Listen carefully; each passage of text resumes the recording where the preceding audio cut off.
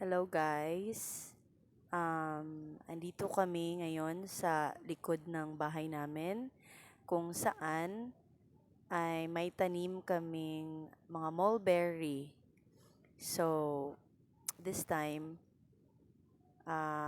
bibisitahin natin yung mga puno ng mulberry at titingnan natin kung may mga hinog ba.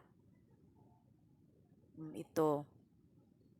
Paano ba malalaman kung hinog ng isang mulberry? Pag medyo pink pa siya, like this one, yan. Yung medyo pink pa, hilaw pa yan. Pero, pag medyo darker na siya, yan, hinog na yan. Parang grapes yung kulay. Actually, itong mga mulberry na to sa likod ng bahay namin, ano lang, minsan lang magkakahinog. O yan. Ito. Kasi favorite to ng mga ng mga birds, mga ibon.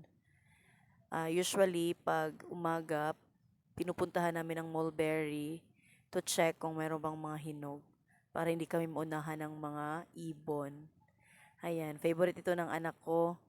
Actually, automatic na yan. Pag umaga, pumupunta agad sa likod ng bahay, nangunguha ng mulberry.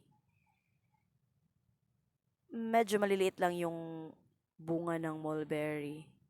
Ito. Yan, hinog na yan. Marami siyang bunga, hindi siya nawawala ng bunga actually. Kaya lang, nauunahan tayo ng mga ibon. Yan, ito. Medyo marami-rami tayong nakukuha ngayon. Yan. Medyo maliliit lang yung bunga ng mulberry tree. Pero hindi siya nawawala ng bunga. Yan. Ito, yung mga pink na hindi pa masyadong dark, ano lang yan, ano pa yan, hilaw pa.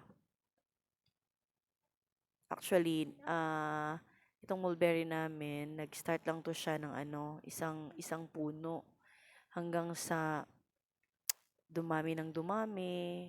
May mga 4 na kaming puno ng mulberry.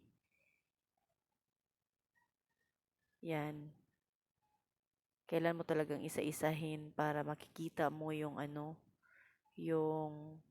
mga hinog na mulberry. Ayan guys, just showing you our mulberry trees in our backyard. Ayan. Maraming nakukuha na. Okay, bye.